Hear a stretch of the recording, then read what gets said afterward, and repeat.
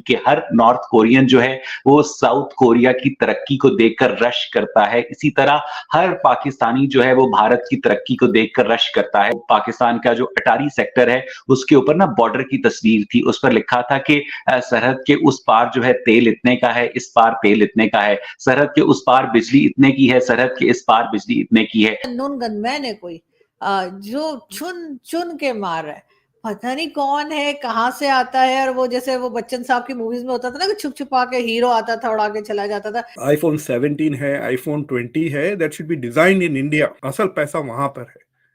Russia से तेल directly सस्ते में लेना बंद कर दिया, वही तेल इंडिया से खरीद रहे ज्यादा महंगाई पर। अगर आप G7 को देख लिए, तो developed democracies, India can B part of G7, China can not. India can B part of five eyes, China can not.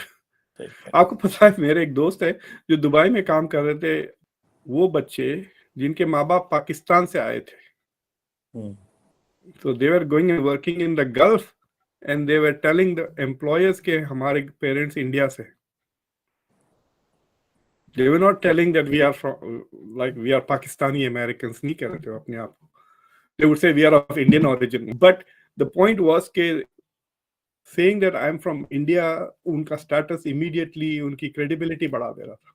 जो इंडिया में प्रोग्रेस हुई है, चाहे वो एजुकेशन सिस्टम हो, चाहे वो उनकी इंडिपेंडेंट फॉरेन पॉलिसी हो, या फिर इकोनॉमी हो, और कई दूसरी चीजें, लेकिन इसी के साथ पाकिस्तान में ये सब कुछ अचीवमेंट्स हमारे पास क्यों नहीं हो पाई। अगर आप अमेरिका की वाइस प्रेसिडेंट से लेकर अमेरिका की टेक्नोलॉजिकल कंपनीज के हेड्स देख लें, आप भारत की साइंसी मैदान में तरक्की देख लें, आप स्पेस रेस देख लें, आप भारत की एजुकेशनल सेक्टर के अंदर तरक्की देख लें, आखिर क्या वजह है कि एक ही खित्ते के अंदर एक ही जो मुल्क था 1947 में जिन्ना साहब ने उसकी जो गैर जरूरी तकसीम की थी, उसके नतीजे में एक गैर फित्री रियासत वजूद में आई थी। मैं अक्सर एनालॉजी दिया करता हूं नॉर्थ कोरिया और साउथ कोरिया की, कि हर नॉर्थ कोरियन जो है वो साउथ कोरिया की तरक्की को देखकर रश करता है। इसी तरह हर पाकिस्तानी जो है वो भारत की तरक्की को देखकर रश करता है। और हमने पिछले दिनों सोशल मीडिया पर देखा कि वो पाकिस्तान का जो अटारी सेक्टर है उसके ऊपर ना बॉर्डर की तस्वीर थी, उस पर लिखा था कि सरहद के उस पार जो है तेल इतने का है, इस पार तेल इतने का है, सरहद के उस पार बिजली इतने की है, सरहद के इस पार बिजली इतने की है। भारत के मिनिस्टर्स दुनिया के किसी कोने में जाते हैं,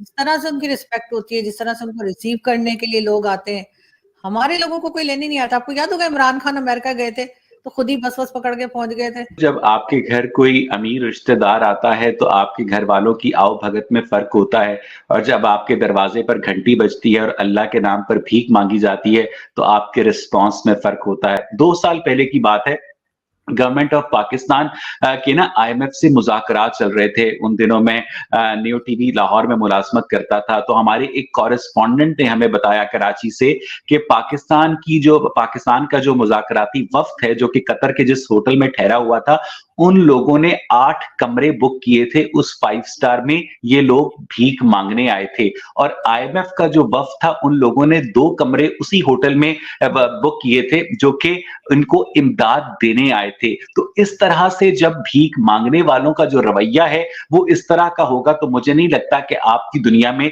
कोई भी इज्जत करेगा। इंडिया नंबर 1 है, वियतनाम है, मेक्सिको है, फिलीपींस है, मलेशिया है, दूसरे मुल्क ढूंढ रहे हैं जिससे बेसिकली चाइना से थोड़ा वो दूर हट रहे हैं। अगर आप 4-5 साल पहले, ये गलवान से पहले अगर इंडियंस लोगों से बात करते तो they very positive towards China.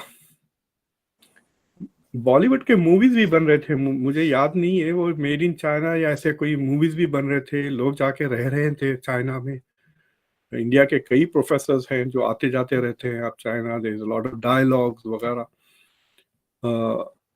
लेकिन अब सडनली गलवान के बाद से एकदम पूरा मुल्क का मूड बदल गया है ना। They are still buying China stuff, but the public opinion is very anti China, which will also mean कि जो गवर्नमेंट अगर डायलॉग भी करना चाहे तो उसके ऊपर पब्लिक ओपिनियन का थोड़ा कंस्ट्रेंट पड़ जाएगा।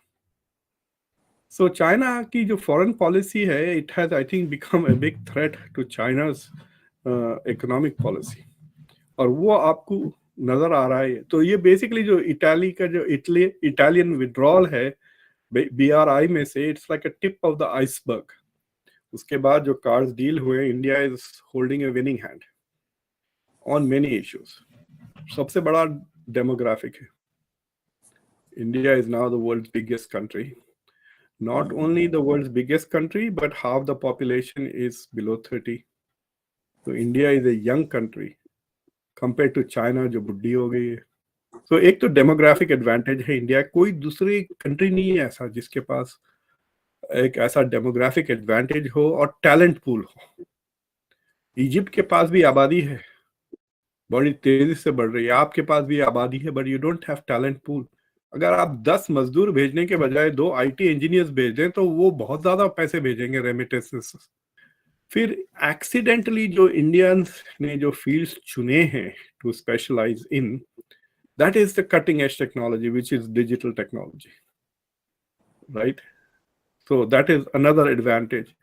फिर because India is an English speaking country with democratic credentials, वो it can be the sixth eye, 5 eyes में India can be the sixth eye ना, क्योंकि वही इंग्लिश स्पीकिंग डेमोक्रेसी है वो। अगर आप G7 को देख लिए तो developed democracies, India can B part of G7, China can not. India can B part of 5 eyes, China can not. तो इस तरह से history is on the side of India. Plus India की वो और भी कुछ दूसरे इशारे भी है उनके टुवर्ड्स हिंदू नेशनलिज्म वगैरह, वो भी उस तरफ भी इशारा है उनका। थोड़े दिन पहले यहाँ पे क्रिस्टोफर जेफल आए हुए थे पाकिस्तान, और he was just speaking here on India, and one of the word उसने ये कहा था कि इंडियन जो diaspora it is being considered as a model diaspora in the world, the way they are contributing in so much in IT, जैसे आपने ये कहा पहले कह रहे थे। पता है यहाँ US में कह रहे थे कि percentage 1% contribute 6% of the income tax. तो सोचिए आप कितना दे आर। आपको पता है मेरे एक दोस्त है जो दुबई में काम कर रहे थे, अभी नहीं 5-10 साल पहले की बात कर रहे, तो जो अमेरिका और कनाडा से वो बच्चे जिनके माँ बाप पाकिस्तान से आए थे, तो they were going and working in the Gulf and they were telling the employers के हमारे पेरेंट्स इंडिया से। They were not telling that we are from, like we are Pakistani Americans, नहीं कह रहे थे अपने आप को। They would say we are of Indian origin। वो तो सही है technically, झूठ तो नहीं बोल रहे, but the point was कि saying that I am from India, उनका status immediately उनकी credibility बढ़ा दे रहा था।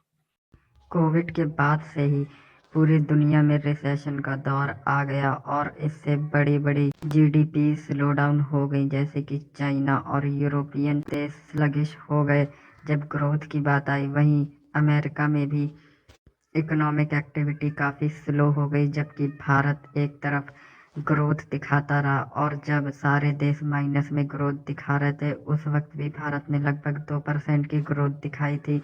और आने वाले समय में भारत बहुत ही तेज़ी से आगे बढ़ेगा और दुनिया की तीसरी सबसे बड़ी अर्थव्यवस्था बन जाएगा, जर्मनी और जापान को पीछे छोड़कर। और बहुत सारे साइन हैं जो इस ओर इशारा भी करते हैं। हाल ही में इंडियन स्टॉक मार्केट लगभग $4 ट्रिलियन के इवैल्यूएशन को टच कर गई और हांगकांग की शेयर मार्केट को पीछे कर दिया। आने वाले समय में ये और ऊपर जाएगी मार्केट।